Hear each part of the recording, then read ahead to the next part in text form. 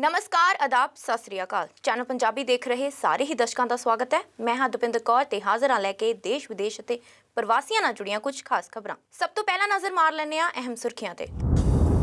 Corona virus ਸੰਬੰਧੀ ਨਿਯਮਾਂ ਦੇ ਵਿਰੋਧਾਂ ਤੇ ਪ੍ਰਧਾਨ ਮੰਤਰੀ ਨੇ ਦਿੱਤਾ ਆਪਣਾ ਬਿਆਨ। BC 'ਚ ਆਏ ਹੜ੍ਹਾਂ ਤੋਂ ਪ੍ਰਭਾਵਿਤ ਲੋਕਾਂ ਲਈ ਫੈਡਰਲ ਸਰਕਾਰ ਅਤੇ ਸੂਬਾਈ ਸਰਕਾਰ ਵੱਲੋਂ $228 ਮਿਲੀਅਨ ਦੀ ਮਦਦ ਦਾ ਕੀਤਾ ਗਿਆ ਐਲਾਨ। ਆਸਟ੍ਰੇਲੀਆ ਦੇ ਪ੍ਰਧਾਨ ਮੰਤਰੀ ਸਕਾਟ ਮੋਰਿਸਨ ਨੇ ਸੰਸਦ 'ਚ ਮੰਗੀ ਮਾਫੀ। ਬਹਰੀਨ ਨੇ ਵੀ ਗੋਲਡਨ ਵੀਜ਼ਾ ਜਾਰੀ ਕਰਨ ਦਾ ਕੀਤਾ ਐਲਾਨ। ਤੇ ਹੁਣ ਇਹਨਾਂ ਸਰਗਰਮੀਆਂ ਦਾ ਵਿਸਥਾਰ। ਕੋਰੋਨਾ ਵਾਇਰਸ ਸੰਬੰਧੀ ਨਿਯਮਾਂ ਦੇ ਵਿਰੋਧ ਵਿੱਚ ਟਰੱਕਾਂ ਨਾਲ ਜੁੜੇ ਕਾਰੋਬਾਰਾਂ ਵਿੱਚ ਸ਼ਾਮਿਲ ਲੋਕ ਅਤੇ ਟਰੱਕ ਚਾਲਕ ਲਗਭਗ ਕਾਫੀ ਸਮੇਂ ਤੋਂ ਧਰਨੇ ਮੁਜ਼ਾਹਰੇ ਕਰ ਰਹੇ ਨੇ। ਇਸ ਬਾਰੇ ਹਾਊਸ ਆਫ ਕਾਮਨਸ ਅਤੇ ਆਪਣੇ ਟਵਿੱਟਰ ਹੈਂਡਲ ਤੇ ਗੱਲ ਕਰਦਿਆਂ ਪ੍ਰਧਾਨ ਮੰਤਰੀ ਜਸਟਿਨ ਟਰੂਡੋ ਨੇ ਕਿਹਾ ਕਿ ਵਿਰੋਧ ਪ੍ਰਦਰਸ਼ਨਾਂ ਨੂੰ ਰੋਕਣ ਦੀ ਜ਼ਰੂਰਤ ਹੈ ਕਿਉਂਕਿ ਇਹ ਦੇਸ਼ ਦੀ ਆਰਥਿਕਤਾ ਅਤੇ ਲੋਕਤੰਤਰ ਨੂੰ ਵਿਗਾੜ ਰਹੇ ਨੇ। ਟਰੱਕਰਸ ਦੇ ਕਾਫਲੇ ਨੇ ਭਾਵੇਂ ਸਾਰੇ ਦੇਸ਼ ਦਾ ਧਿਆਨ ਆਪਣੇ ਵੱਲ ਖਿੱਚ ਲਿਆ ਹੈ, ਪਰ ਇਸ ਨਾਲ ਕੈਨੇਡੀਅਨਸ ਖਾਸ ਤੌਰ ਉੱਤੇ ਓਟਾਵਾ ਵਾਸੀਆਂ ਦੀ ਜ਼ਿੰਦਗੀ ਉੱਤੇ ਕਾਫੀ ਅਸਰ ਪਿਆ ਹੈ। ਇਸ ਬਾਰੇ ਹਾਊਸ ਆਫ ਕਾਮਨਸ ਅਤੇ ਆਪਣੇ ਟਵਿੱਟਰ ਹੈਂਡਲ ਤੇ ਗੱਲ ਕਰਦਿਆਂ ਪ੍ਰਧਾਨ ਮੰਤਰੀ ਜਸਟਿਨ ਟਰੂਡੋ ਨੇ ਕਿਹਾ ਕਿ ਵਿਰੋਧ ਪ੍ਰਦਰਸ਼ਨਾਂ ਨੂੰ ਰੋਕਣ ਦੀ ਜ਼ਰੂਰਤ ਹੈ ਕਿਉਂਕਿ ਇਹ ਦੇਸ਼ ਦੀ ਆਰਥਿਕਤਾ ਅਤੇ ਲੋਕਤੰਤਰ ਨੂੰ ਵਿਗਾੜ ਰਹੇ ਨੇ। ਓਟਾਵਾ ਵਿੱਚ ਕੋਵਿਡ-19 ਵੈਕਸੀਨ ਦੇ ਹੁਕਮ ਦਾ ਵਿਰੋਧ ਕਰ ਰਹੇ ਟਰੱਕ ਡਰਾਈਵਰਾਂ ਵਿਰੁੱਧ ਸਖਤ ਰੁਖ ਅਪਣਾਉਂਦੇ ਹੋਏ ਟਰੂਡੋ ਨੇ ਕਿਹਾ ਕਿ ਇਹਨਾਂ ਪ੍ਰਦਰਸ਼ਨਾਂ ਨੂੰ ਖਤਮ ਹੋਣਾ ਚਾਹੀਦਾ ਹੈ। ਪ੍ਰਧਾਨ ਮੰਤਰੀ ਜਸਟਿਨ ਟਰੂਡੋ ਨੇ ਦੱਸਿਆ ਕਿ ਕਿਸ ਤਰ੍ਹਾਂ ਮਹਾਮਾਰੀ ਨਾਲ ਨਜਿੱਠਣਾ ਸਾਰਿਆਂ ਲਈ ਔਖਾ ਰਿਹਾ ਹੈ, ਪਰ ਕੈਨੇਡੀਅਨਜ਼ ਇਸ ਔਖੇ ਸਮੇਂ ਵਿੱਚੋਂ ਲੰਘਣ ਦਾ ਤਰੀਕਾ ਜਾਣਦੇ ਹਨ। ਟਰੂਡੋ ਨੇ ਸੰਸਦ ਮੈਂਬਰਾਂ ਨੂੰ ਸੰਬੋਧਨ ਕਰਦੇ ਕਿਹਾ ਕਿ ਹਰ ਕੋਈ ਕੋਵਿਡ-19 ਤੋਂ ਥੱਕ ਗਿਆ ਹੈ, ਪਰ ਇਹ ਵਿਰੋਧ ਪ੍ਰਦਰਸ਼ਨ ਇਸ ਵਿੱਚੋਂ ਲੰਘਣ ਦਾ ਰਸਤਾ ਨਹੀਂ ਹਨ। None more worn down than our frontline health workers who've been going flat out for 2 years. But everyone's tired of having to wear masks, having to follow public health restrictions. Families like mine just last week that test positive, have to follow public health rules, have to isolate themselves. Nobody wants to do that. I don't know how many conversations parents have had to have with kids about not going to birthday parties, but not getting to have sleepovers. This pandemic has sucked for all Canadians. But Canadians know the way to get through it is to continue listening to science, continuing to lean on each other, continuing to be there for each other. Everyone's tired of COVID. But these protests are not the way to get through it. ਦੱਸ ਦਈਏ ਕਿ ਇਹ ਅੰਦੋਲਨ ਜਨਵਰੀ ਮਹੀਨੇ ਦੇ ਸ਼ੁਰੂ ਵਿੱਚ ਪ੍ਰਧਾਨ ਮੰਤਰੀ ਜਸਟਿਨ ਟਰੂਡੋ ਦੀ ਲਿਬਰਲ ਸਰਕਾਰ ਦੁਆਰਾ ਲਗਾਏ ਗਏ ਆਦੇਸ਼ਾਂ ਤੋਂ ਬਾਅਦ ਸ਼ੁਰੂ ਹੋਏ ਹਨ, ਜਿਨ੍ਹਾਂ ਵਿੱਚ US ਕੈਨੇਡਾ ਸਰਹੱਦ ਪਾਰ ਕਰਨ ਵਾਲੇ ਟਰੱਕ ਡਰਾਈਵਰਾਂ ਲਈ ਕੋਵਿਡ-19 ਦੇ ਟੀਕੇ ਸੰਬੰਧੀ ਪਾਬੰਦੀ ਲਗਾਈ ਗਈ ਸੀ। ਇਹਨਾਂ ਨਵੀਆਂ ਹਦਾਇਤਾਂ ਅਨੁਸਾਰ ਕੈਨੇਡੀਅਨ ਟਰੱਕਾਂ ਨੂੰ 2 ਦੇਸ਼ਾਂ ਦੀ ਸੀਮਾ ਪਾਰ ਕਰਨ ਤੋਂ ਬਾਅਦ ਘਰ ਪਰਤਣ ਮਗਰੋਂ ਕੁਆਰੰਟੀਨ ਹੋਣਾ ਪਵੇਗਾ। ਇਸ ਫੈਸਲੇ ਨਾਲ ਪਰੇਸ਼ਾਨ ਟਰੱਕ ਡਰਾਈਵਰਾਂ ਅਤੇ ਰੂੜੀਵਾਦੀ ਸਮੂਹਾਂ ਦੇ ਇੱਕ ਢਿੱਲੇ ਗੱਠਜੋੜ ਨੇ ਪੱਛਮੀ ਕੈਨੇਡਾ ਵਿੱਚ ਕ੍ਰਾਸ ਕੰਟਰੀ ਡਰਾਈਵ ਦਾ ਆਯੋਜਨ ਕਰਨਾ ਸ਼ੁਰੂ ਕਰ ਦਿੱਤਾ। ਬਹੁਤ ਸਾਰੇ ਲੋਕ ਪਹਿਲਾਂ ਹੀ ਪ੍ਰਧਾਨ ਮੰਤਰੀ ਜਸਟਿਨ ਟਰੂਡੋ ਤੇ ਉਹਨਾਂ ਦੀ ਰਾਜਨੀਤੀ ਦਾ ਵਿਰੋਧ ਕਰ ਰਹੇ ਹਨ ਅਤੇ ਹੁਣ ਮਹਾਮਾਰੀ ਸੰਬੰਧੀ ਇਹਨਾਂ ਹਦਾਇਤਾਂ ਤੋਂ ਉਹ ਹੋਰ ਨਿਰਾਸ਼ ਹੋ ਗਏ ਨੇ। ਕੋਰੋਨਾ ਮਹਾਮਾਰੀ ਨੇ ਪਿਛਲੇ 2 ਸਾਲ ਦੌਰਾਨ ਪੂਰੀ ਦੁਨੀਆ ਨੂੰ ਬਿਲਕੁਲ ਨਵੀਂ ਕਿਸਮ ਦੇ ਰੰਗ ਵਿਖਾਏ ਨੇ। ਕਦੇ ਕਿਸੇ ਨੇ ਇਹ ਨਹੀਂ ਸੋਚਿਆ ਸੀ ਕਿ ਪੂਰੀ ਦੁਨੀਆ ਨੂੰ ਇੱਕੋ ਵੇਲੇ ਲਾਕਡਾਊਨ 'ਚ ਰਹਿਣਾ ਪਵੇਗਾ ਤੇ ਬਹੁਤ ਸਾਰੇ ਕਾਰੋਬਾਰ ਠੱਪ ਰਹਿ ਜਾਣਗੇ। ਜੇ ਕੋਵਿਡ-19 ਨਿਯਮਾਂ ਦੀ ਗੱਲ ਕਰੀਏ ਤਾਂ ਇੰਗਲੈਂਡ 'ਚ ਸਾਰੀਆਂ ਪਾਬੰਦੀਆਂ ਤੇ ਸਖਤੀਆਂ ਲਗਭਗ ਖਤਮ ਕਰ ਦਿੱਤੀਆਂ ਗਈਆਂ ਨੇ। ਵਰਕ ਫਰਮ ਹੋਮ ਦਾ ਨਿਯਮ ਵੀ ਖਤਮ ਕਰ ਦਿੱਤਾ ਗਿਆ ਹੈ। ਹੁਣ ਇੱਥੇ ਕਿਸੇ ਨੂੰ ਵੀ ਮਾਸਕ ਲਾਉਣ ਦੀ ਵੀ ਲੋੜ ਨਹੀਂ ਹੈ ਅਤੇ ਕਿਸੇ ਵੀ ਥਾਂ ਤੇ ਜਿੰਨੇ ਮਰਜ਼ੀ ਲੋਕਾਂ ਦਾ ਇਕੱਠ ਕੀਤਾ ਜਾ ਸਕਦਾ ਹੈ। Bureau report, channel Punjabi. Parliament Hill ਤੇ ਜਿੱਥੇ ਟਰੱਕਾਂ ਦੇ ਹਾਰਨਾਂ ਦੀ ਸਿਆਸੀ ਸਾਜ਼ਿਸ਼ਾਂ ਦਾ ਦੌਰ ਚੱਲ ਰਿਹਾ ਹੈ, ਉੱਥੇ ਦੂਜੇ ਪਾਸੇ ਸੰਸਦੀ ਇਤਿਹਾਸ ਰਚਦੇ ਹੋਏ ਦੇਖਣ ਨੂੰ ਮਿਲ ਰਿਹਾ ਹੈ। ਐਰਨ ਓਟੁਲੇ ਨੂੰ ਲੀਡਰਸ਼ਿਪ ਦੇ ਅਹੁਦੇ ਤੋਂ ਹਟਾਉਣ ਤੋਂ ਬਾਅਦ ਪਾਰਟੀ ਦੀ ਲੀਡਰਸ਼ਿਪ ਦੌੜ ਦਾ ਰਾਹ ਸਾਫ਼ ਹੋ ਗਿਆ ਹੈ। ਜਿੱਥੇ ਇੱਕ ਪਾਸੇ ਕੰਜ਼ਰਵੇਟਿਵ ਪਾਰਟੀ ਲਈ ਇਹ ਸਮਾਂ ਚੁਣੌਤੀਪੂਰਨ ਹੈ, ਉੱਥੇ ਲਿਬਰਲ ਲੀਡਰ ਜਸਟਿਨ ਟਰੂਡੋ ਦੀ ਮੁਕਾਬਲਾ ਕਰਨ ਲਈ ਕੰਜ਼ਰਵੇਟਿਵ ਪਾਰਟੀ ਦੇ ਫਾਈਨੈਂਸ ਕ੍ਰਿਟਿਕ ਨੇ ਐਲਾਨ ਕਰ ਦਿੱਤਾ ਹੈ ਕਿ ਉਹ ਪ੍ਰਧਾਨ ਮੰਤਰੀ ਦੇ ਅਹੁਦੇ ਲਈ ਲੜਨਗੇ। ਕੰਜ਼ਰਵੇਟਿਵ ਪਾਰਟੀ ਦੇ ਫਾਈਨੈਂਸ ਕ੍ਰਿਟਿਕ ਪੀਅਰ ਪੋਲੀਵੇਰ ਨੇ ਐਲਾਨ ਕਰ ਦਿੱਤਾ ਹੈ ਕਿ ਉਹ ਪ੍ਰਧਾਨ ਮੰਤਰੀ ਦੇ ਅਹੁਦੇ ਲਈ ਲੜਨਗੇ। ਇਸ ਤਰ੍ਹਾਂ ਉਹਨਾਂ ਨੇ ਸਾਫ਼-ਸਾਫ਼ ਕੰਜ਼ਰਵੇਟਿਵ ਪਾਰਟੀ ਦੀ ਲੀਡਰਸ਼ਿਪ ਵਿੱਚ ਹਿੱਸਾ ਲੈਣ ਦੀ ਆਪਣੀ ਮਨਸ਼ਾ ਵੀ ਜ਼ਾਹਿਰ ਕਰ ਦਿੱਤੀ ਹੈ। ਟਵਿੱਟਰ ਉੱਤੇ 3 ਮਿੰਟ ਦੀ ਪੋਸਟ ਕਰਦਿਆਂ ਵੀਡੀਓ ਵਿੱਚ ਕੋਲਟਨ ਤੋਂ MP ਅਤੇ ਕੰਜ਼ਰਵੇਟਿਵ ਪਾਰਟੀ ਦੇ ਫਾਈਨੈਂਸ ਕ੍ਰਿਟਿਕ ਪੋਲੀਵੇਰ ਨੇ ਆਖਿਆ ਕਿ ਇਸ ਸਮੇਂ ਫੈਡਰਲ ਸਰਕਾਰ ਧੱਕੇਸ਼ਾਹੀ ਉੱਤੇ ਉਤਰ ਆਈ ਹੈ ਤੇ ਉਹਨਾਂ ਦੀ ਆਪਣੀ ਕੈਂਪਸ ਮਹਿੰਗਾਈ ਤੇ ਵੱਡੀ ਸਰਕਾਰ ਦੇ ਡਰ ਤੋਂ ਆਜ਼ਾਦੀ ਉੱਤੇ ਕੇਂਦਰਿਤ ਹੋਵੇਗੀ। ਪੋਲੀਵੇਰ ਨੇ ਆਖਿਆ ਕਿ ਟਰੂਡੋ ਸਰਕਾਰ ਨਿੱਕੇ ਕਾਰੋਬਾਰਾਂ, ਟਰੱਕਰਸ ਤੇ ਹੋਰਨਾਂ ਮਿਹਨਤਕਸ਼ ਕੈਨੇਡੀਅਨਸ ਉੱਤੇ ਹਮਲਾ ਕਰਨ ਉੱਤੇ ਉਤਾਰੂ ਹੈ।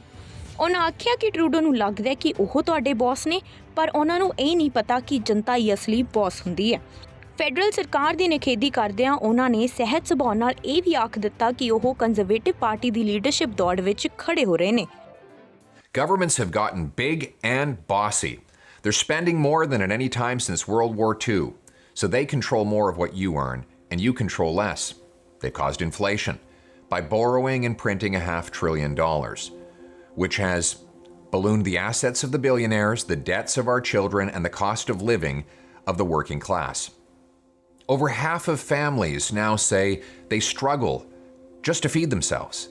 And more 30-year-olds live in their parents' basements because they can't afford the now typical cost of a home, $800,000. Meanwhile, a small financial elite with access to all that printed money buy up real estate and rent out to a growing class of permanent tenants, people who may never be able to afford a home. And when people speak up, the powerful clamp down. They silence and slander anyone who dares dissent, including with laws censoring what you see and say online. Using COVID as a political opportunity, the Trudeau government has attacked small businesses, truckers, and other hardworking Canadians. They target law-abiding hunters and farmers while letting gangsters and gun smugglers run free. See, here's the problem. Trudeau thinks he's your boss. He's got it backwards. You are the boss. That's why I'm running for Prime Minister, to put you back in charge of your life. Together, we will make Canadians the freest people on earth, with freedom to build a business without red tape or heavy tax.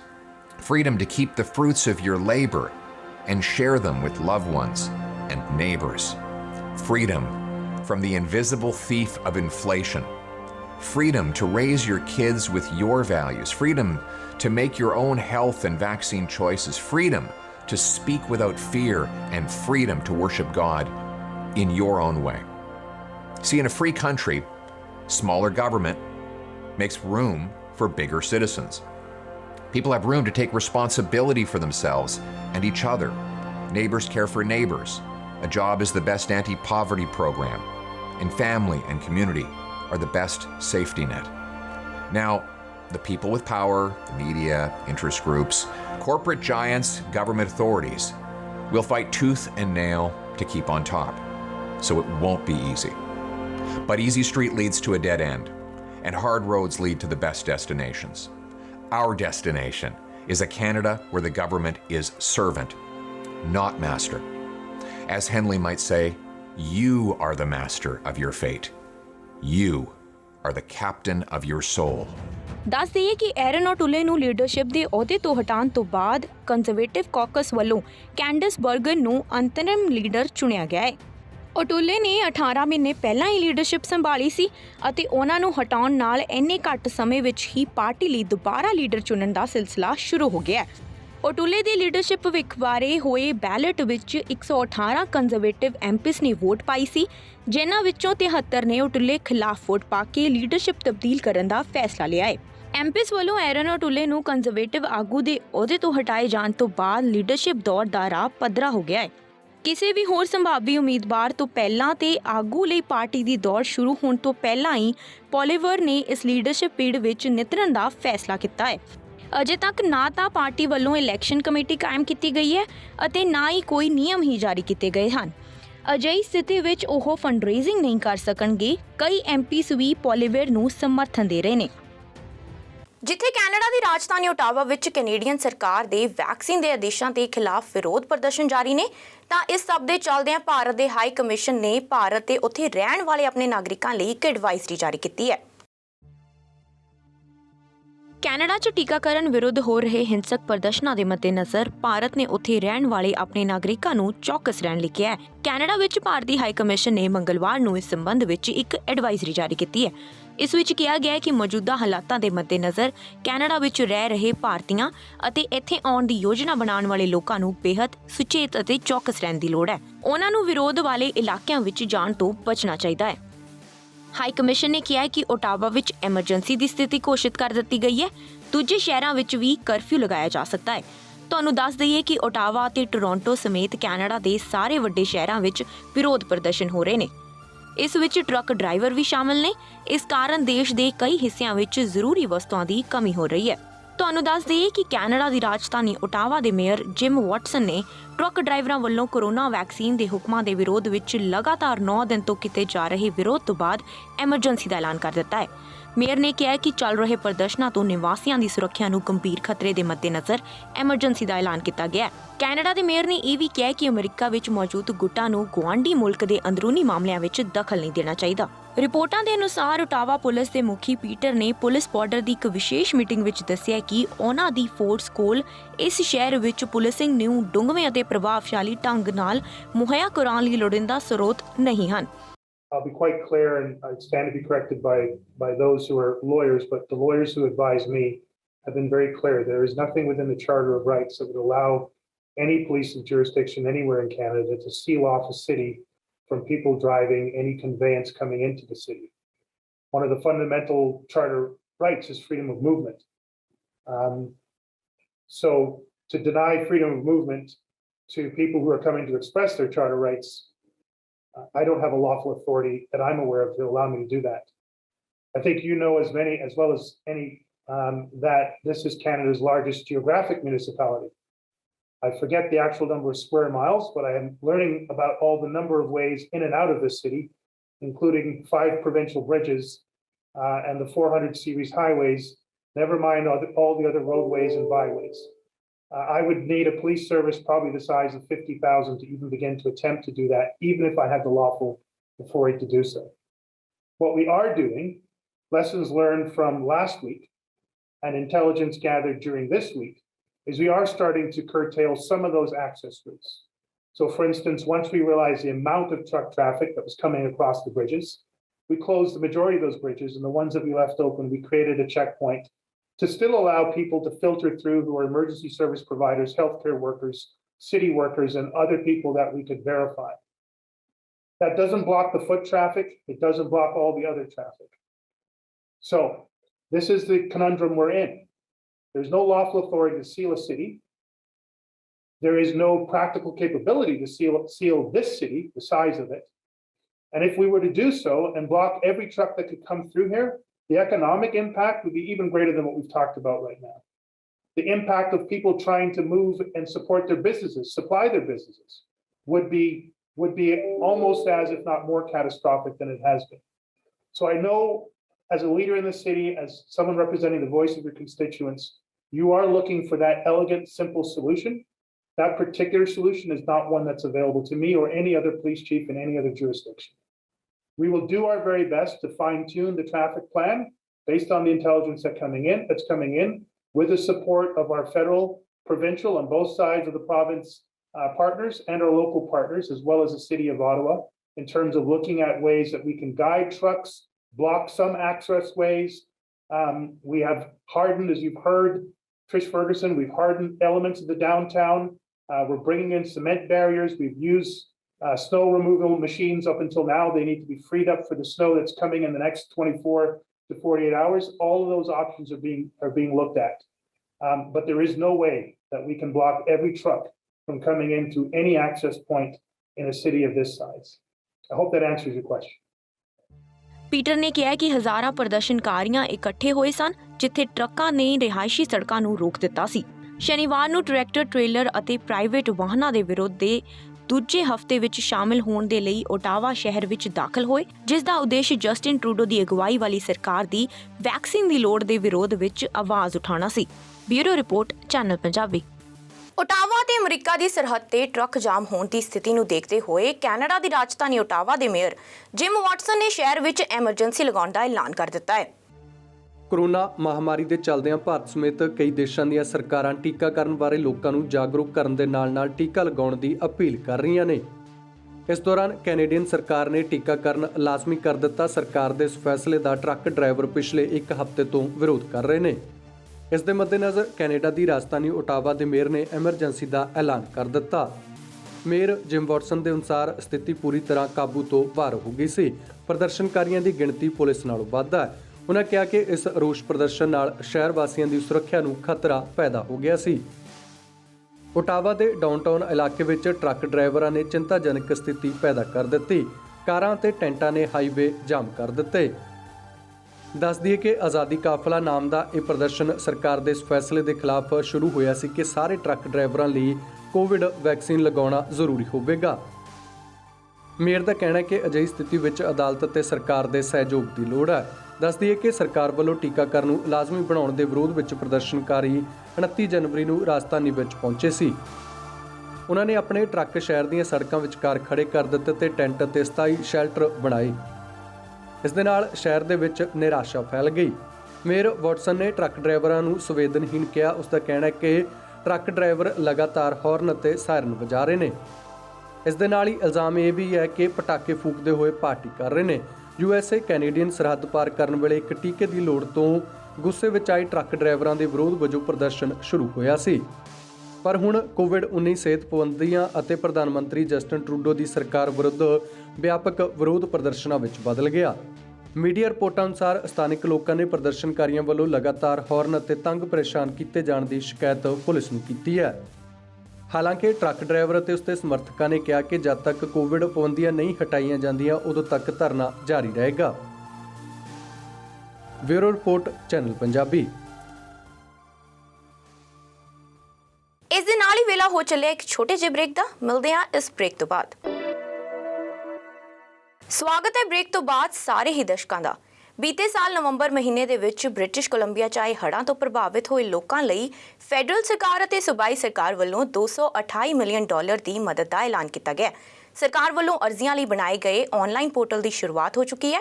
ਇਸ funding ਤਹਿਤ ਕਿਸਾਨਾਂ ਨੂੰ ਪਸ਼ੂਆਂ ਦੀ feed, ਆਵਾਜਾਈ ਅਤੇ ਦੇਖਭਾਲ ਆਦਿ ਲਈ ਮਦਦ ਮਿਲ ਸਕੇਗੀ।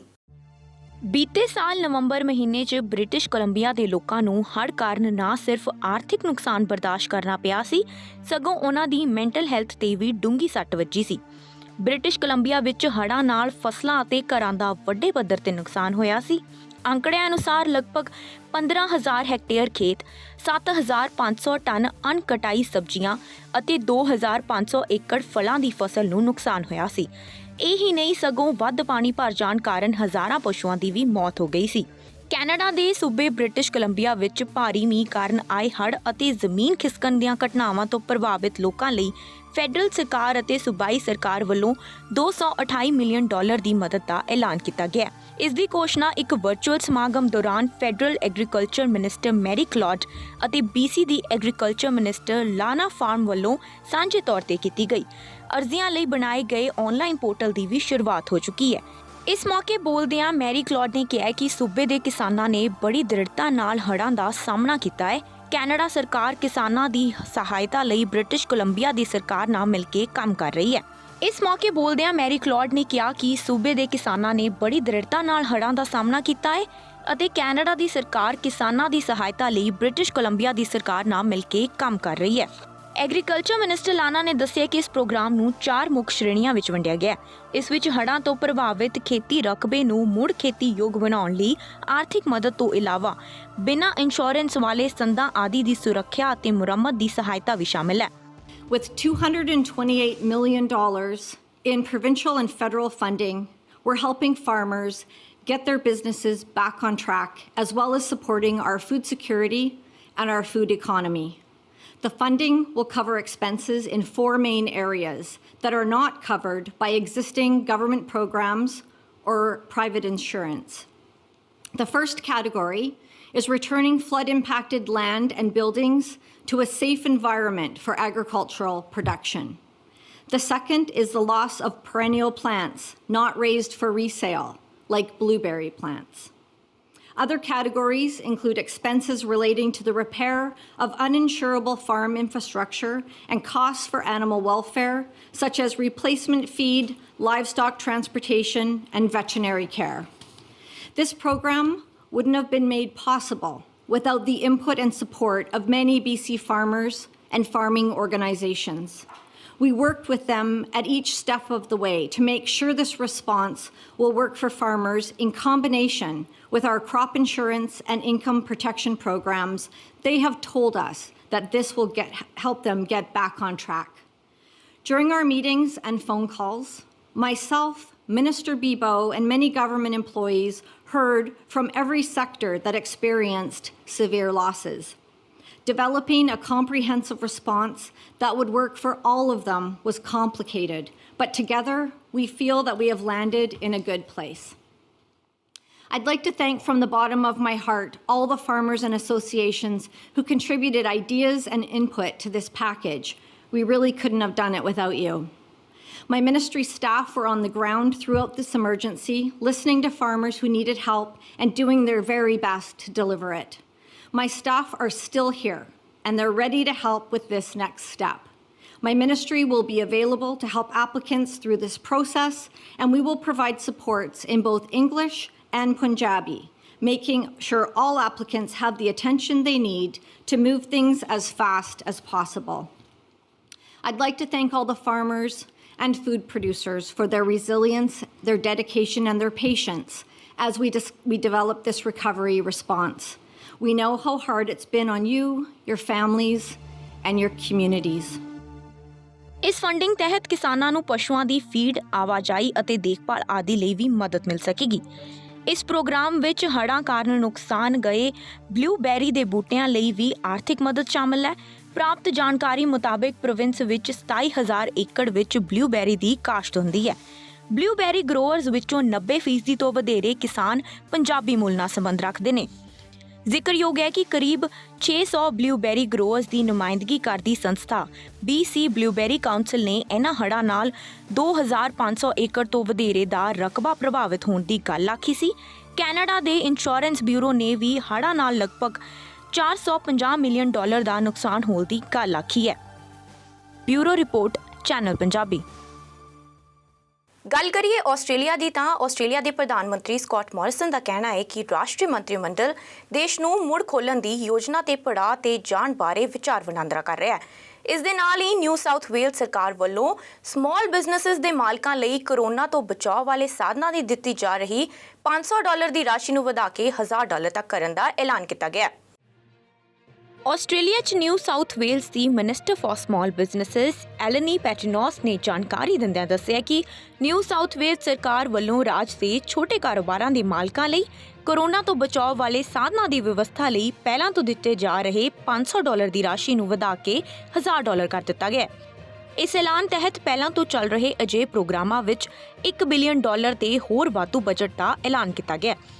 ਇਸ ਰਾਸ਼ੀ ਨੂੰ ਕੋਰੋਨਾ ਤੋਂ ਬਚਾਅ ਵਾਲੇ ਸਮਾਨ ਆਦਿ ਲਈ ਖਰਚ ਕੀਤਾ ਜਾ ਸਕਦਾ ਹੈ, ਜਿਵੇਂ ਕਿ ਹੱਥਾਂ ਨੂੰ ਧੋਣ ਅਤੇ ਸਾਫ਼ ਕਰਨ ਲਈ ਸੈਨੀਟਾਈਜ਼ਰ ਸਟੇਸ਼ਨ, ਸਮਾਨ ਆਦਿ ਨੂੰ ਲਿਆਉਣ ਜਾਂ ਲਿਜਾਣ ਲਈ ਰੈਂਪ ਬਣਾਉਣੇ, ਜ਼ਿਆਦਾ ਉਚਾਈ ਉੱਪਰ ਰੇਲਿੰਗ ਲਗਾਉਣੀ, ਭਾਰੀ ਸਮਾਨ ਦੇ ਚੱਕਧਰ ਸਮੇਂ ਹੋਣ ਵਾਲੀਆਂ ਦੁਰਘਟਨਾਵਾਂ ਕਾਰਨ ਲੱਗੀਆਂ ਸੱਟਾਂ ਦੇ ਲਈ ਦਵਾਈਆਂ ਅਤੇ ਹੋਰ ਲੋੜੀਂਦਾ ਸਮਾਨ ਜਾਂ ਆਟੋ ਕੱਟ ਆਫਰ ਸੈਂਸਰ ਆਦਿ।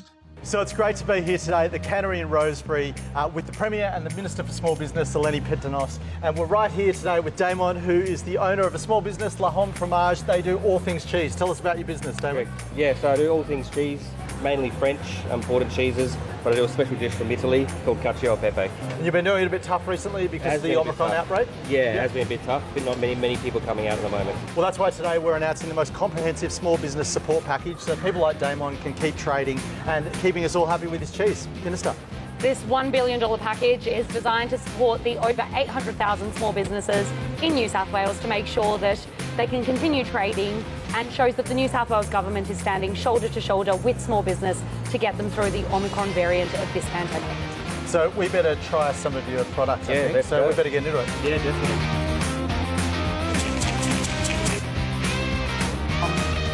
That looks Beautiful.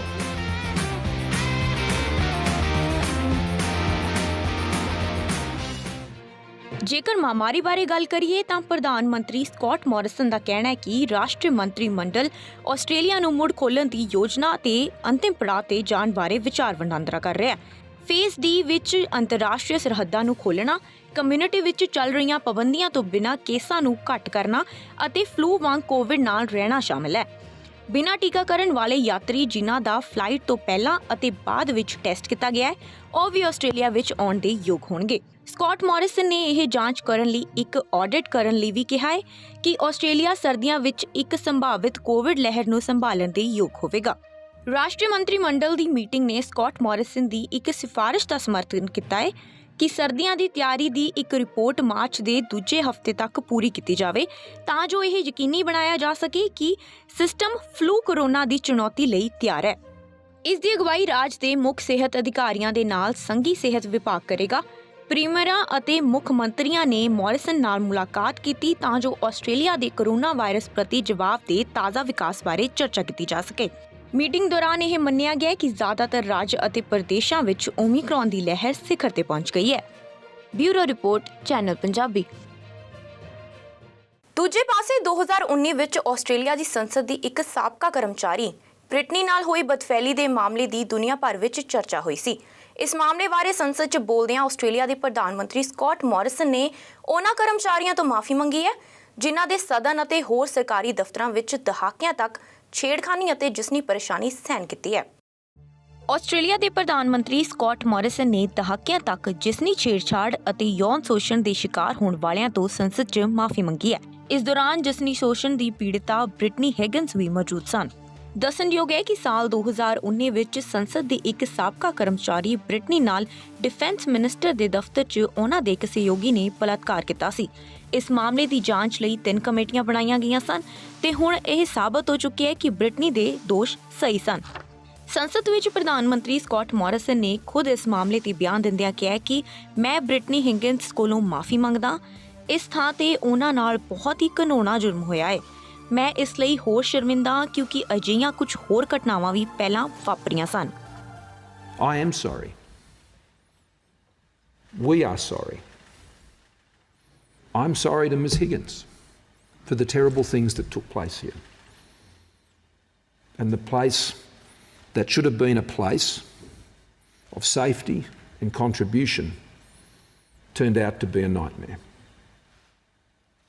But I'm sorry for far more than that, for all of those who came before Ms. Higgins and endured the same, but she had the courage to stand, and so here we are.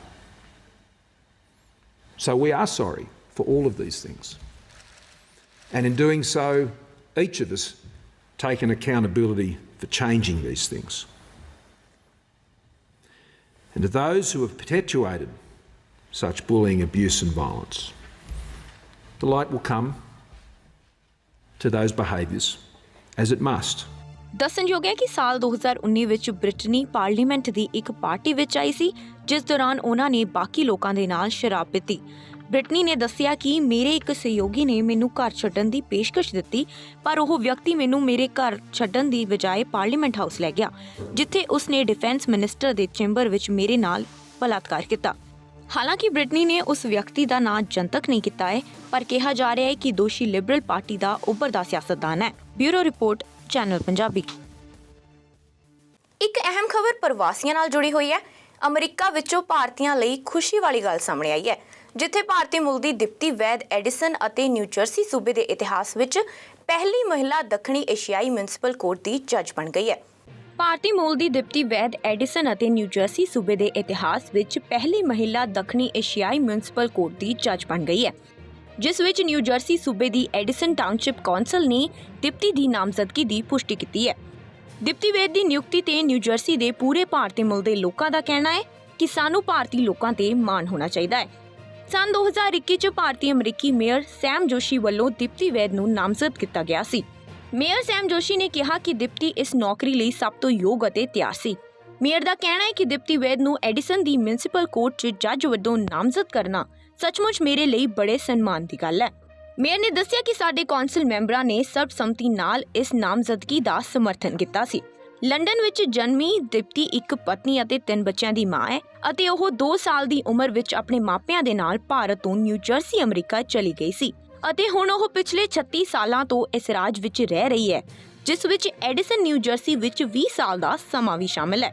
ਇਸ ਤੋਂ ਪਹਿਲਾਂ ਉਹ ਰੋਜ਼ਗਾਰ ਸਲਾਹਕਾਰ ਅਤੇ new jersey ਰਾਜ ਲਈ labour deputy attorney general. Deepti ਨੇ satin hall university of law ਤੋਂ ਜਰੂਸੀ ਡਾਕਟਰੀ ਪ੍ਰਾਪਤ ਕਰਨ ਤੋਂ ਪਹਿਲਾਂ ਜਾਰਜ ਵਾਸ਼ਿੰਗਟਨ ਯੂਨੀਵਰਸਿਟੀ ਤੋਂ ਗ੍ਰੈਜੂਏਸ਼ਨ ਹਾਸਲ ਕੀਤੀ ਹੈ। ਦੀਪਤੀ ਨੇ ਇਸ ਤੋਂ ਪਹਿਲਾਂ ਰੋਜ਼ਗਾਰ ਦੇ ਕਈ ਕੰਪਲੈਕਸ ਮਾਮਲਿਆਂ ਵਿੱਚ ਮੁਕੱਦਮੇਬਾਜ਼ੀ ਕਰਨ, ਕਾਨੂੰਨ ਜਾਂ ਨੀਤੀ ਦੀ ਉਲੰਘਣਾ ਕਰਨ ਵਾਲਿਆਂ ਦੀ ਸ਼ਿਕਾਇਤਾਂ ਦੀ ਜਾਂਚ ਕਰਨ ਅਤੇ ਪ੍ਰਸ਼ਾਸਨ ਅਤੇ ਮਜ਼ਦੂਰ ਯੂਨੀਅਨਾਂ ਵਿਚਕਾਰ ਸ਼ਿਕਾਇਤਾਂ ਨੂੰ ਹੱਲ ਕਰਨ ਵਿੱਚ ਕਰਮਚਾਰੀ ਸੰਬੰਧਾਂ ਦੇ ਰਾਜਪਾਲ ਦੇ ਦਫ਼ਤਰ ਵੀ ਕਈ ਦਹਾਕੇ ਨੁਮਾਇੰਦਗੀ ਕੀਤੀ ਹੈ। ਦੱਸ ਦਈਏ ਕਿ ਦੀਪਤੀ ਤੋਂ ਪਹਿਲਾਂ ਸਾਲ 2021 ਚ ਅਮਰੀਕੀ ਸੈਨੇਟ ਨੇ ਰਾਸ਼ਟਰਪਤੀ ਜੋ ਬਾਈਡਨ ਵੱਲੋਂ ਭਾਰਤੀ ਮੂਲ ਦੀ ਅਮਰੀਕਨ ਮਹਿਲਾ ਸ਼ਾਲੇਨਾ ਕੁਮਾਰ ਦੀ ਸੰਘੀ ਜੱਜ ਵੱਲੋਂ ਨਿਯੁਕਤੀ ਕੀਤੀ ਸੀ।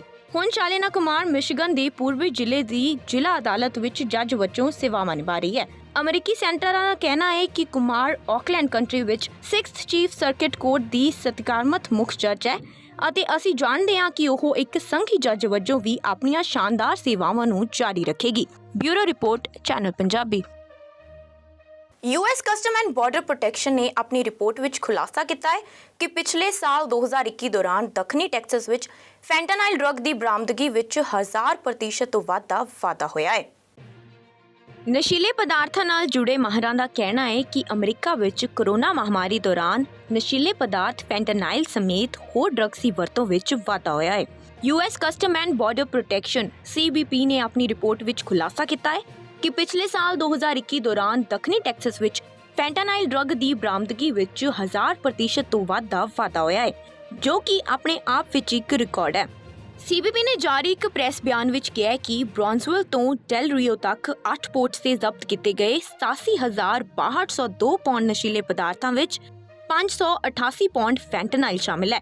CBP ਅਨੁਸਾਰ ਬਰਾਮਦ ਕੀਤੇ ਗਏ ਨਸ਼ੀਲੇ ਪਦਾਰਥਾਂ ਵਿੱਚ ਭੰਗ, ਕੋਕੀਨ, ਹੀਰੋਇਨ ਅਤੇ ਮੈਥਾਫੈਂਟਾਮਾਈਨ ਵੀ ਸ਼ਾਮਿਲ ਹੈ, ਜਿਨ੍ਹਾਂ ਦੀ ਬਾਜ਼ਾਰੀ ਕੀਮਤ ਤਕਰੀਬਨ 78.7 ਕਰੋੜ ਡਾਲਰ ਬਣਦੀ ਹੈ। ਡਰੱਗ ਐਨਫੋਰਸਮੈਂਟ ਏਜੰਸੀ ਅਨੁਸਾਰ ਅਮਰੀਕਾ ਵਿੱਚ ਫੈਂਟਾਨਾਈਲ ਸਭ ਤੋਂ ਘਾਤਕ ਨਸ਼ੀਲਾ ਪਦਾਰਥ ਮੰਨਿਆ ਜਾਂਦਾ ਹੈ, ਜੋ ਕਿ ਹੀਰੋਇਨ ਤੋਂ 50 ਗੁਣਾ ਵੱਧ ਸ਼ਕਤੀਸ਼ਾਲੀ ਹੈ ਤੇ ਇਸ ਨੂੰ ਬਣਾਉਣਾ ਵੀ ਸਸਤਾ ਅਤੇ ਆਸਾਨ ਹੈ।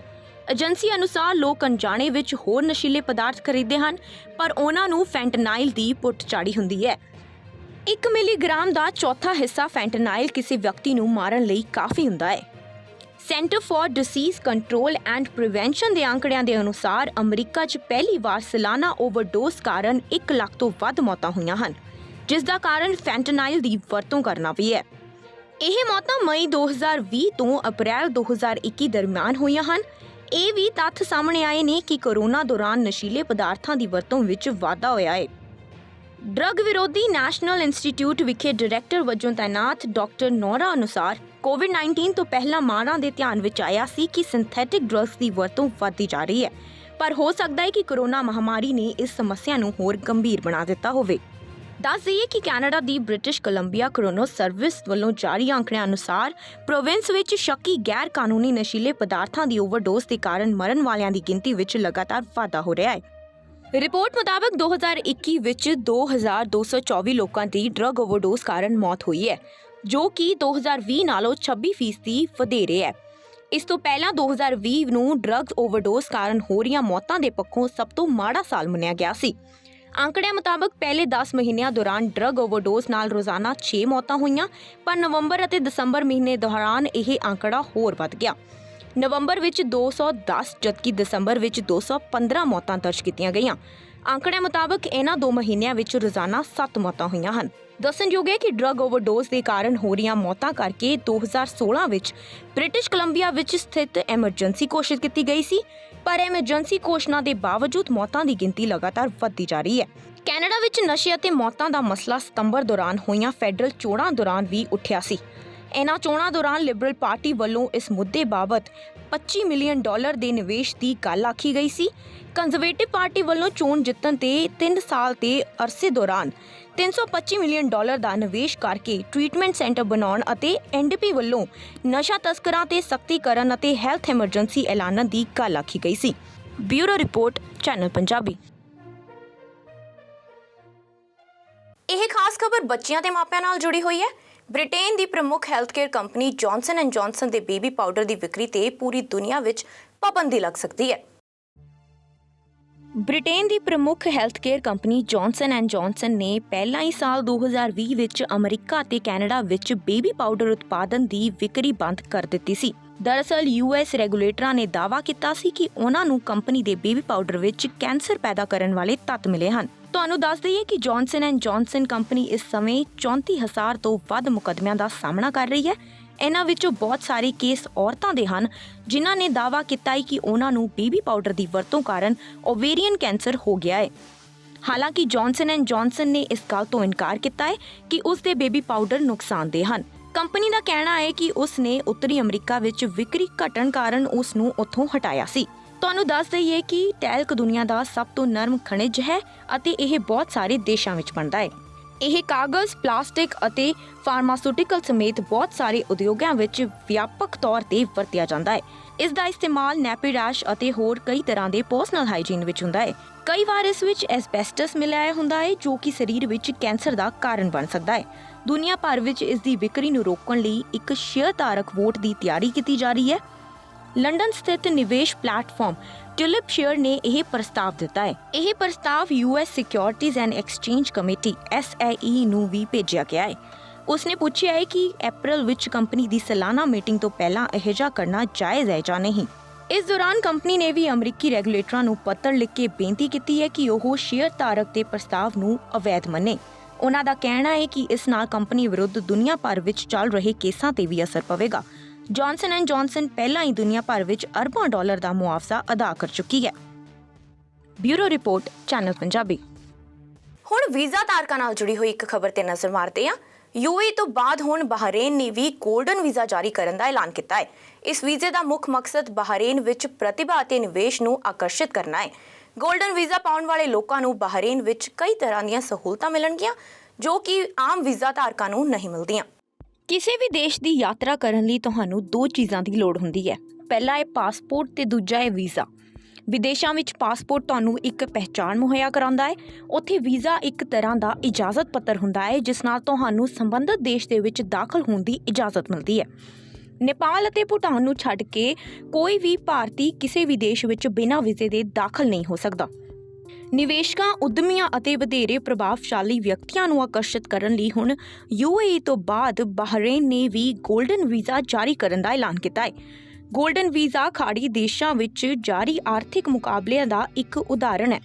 ਗੋਲਡਨ ਵੀਜ਼ਾ ਪਾਉਣ ਵਾਲੇ ਲੋਕਾਂ ਨੂੰ ਬਹਰੀਨ ਵਿੱਚ ਕਈ ਤਰ੍ਹਾਂ ਦੀਆਂ ਸਹੂਲਤਾਂ ਮਿਲਣਗੀਆਂ ਜੋ ਹੋਰ ਵੀਜ਼ਾ ਧਾਰਕਾਂ ਨੂੰ ਨਹੀਂ ਮਿਲਦੀਆਂ। ਖਾੜੀ ਦੇਸ਼ਾਂ ਵਿੱਚ ਰਹਿਣ ਅਤੇ ਕੰਮ ਕਰਨ ਵਾਲੇ ਵਿਦੇਸ਼ੀਆਂ ਕੋਲ ਰਿਵਾਇਤੀ ਤੌਰ ਤੇ ਸਧਾਰਨ ਵੀਜ਼ਾ ਹੁੰਦੇ ਹਨ ਜੋ ਕਿ ਕੁਝ ਸਾਲਾਂ ਲਈ ਹੀ ਵੈਧ ਹੁੰਦੇ ਨੇ। ਇਸ ਮਗਰੋਂ ਸੰਬੰਧਿਤ ਧਾਰਕ ਨੂੰ ਵੀਜ਼ਾ ਰੀਨਿਊ ਕਰਾਉਣ ਦੀ ਲੋੜ ਪੈਂਦੀ ਹੈ। ਬਹਰੀਨ ਦੇ ਅੰਦਰੂਨੀ ਮੰਤਰਾਲੇ ਨੇ ਗੋਲਡਨ ਰੈਜ਼ੀਡੈਂਸੀ ਵੀਜ਼ਾ ਜਾਰੀ ਕੀਤਾ ਹੈ। ਮੰਤਰਾਲੇ ਨੇ ਕਿਹਾ ਕਿ ਇਸ ਨੂੰ ਪਾਉਣ ਵਾਲੇ ਵਿਅਕਤੀ ਨੂੰ ਬਹਰੀਨ ਵਿੱਚ ਅਨਿਸ਼ਚਿਤ ਸਮੇਂ ਤੱਕ ਰਹਿਣ ਦਾ ਅਧਿਕਾਰ ਮਿਲੇਗਾ। ਇਸ ਦੇ ਇਲਾਵਾ ਗੋਲਡਨ ਵੀਜ਼ਾ ਧਾਰਕਾਂ ਨੂੰ ਬਹਰੀਨ ਵਿੱਚ ਕੰਮ ਕਰਨ ਦਾ ਅਧਿਕਾਰ, ਅਸੀਮਿਤ ਦਾਖਲਾ ਅਤੇ ਨਿਕਾਸ ਦਾ ਅਧਿਕਾਰ ਵੀ ਹੋਵੇਗਾ। ਅਜਿਹੇ ਵੀਜ਼ਾ ਧਾਰਕ ਆਪਣੇ ਕਰੀਬੀ ਪਰਿਵਾਰ ਦੇ ਮੈਂਬਰਾਂ ਨੂੰ ਬਿਨਾਂ ਕਿਸੇ ਉਲਝਣ ਦੇ ਬਹਰੀਨ ਲਿਆ ਸਕਦੇ ਨੇ।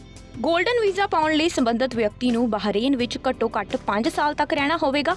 ਇਸ ਦੇ ਇਲਾਵਾ ਉਸ ਵਿਅਕਤੀ ਨੂੰ ਪ੍ਰਤੀ ਮਹੀਨੇ ਘੱਟੋ-ਘੱਟ 2000 BHD ਯਾਨੀ ਕਿ ਕਰੀਬਨ 4 ਲੱਖ ਰੁਪਏ ਦੀ ਔਸਤ ਤਨਖਾਹ ਲੈਣੀ ਹੋਵੇਗੀ।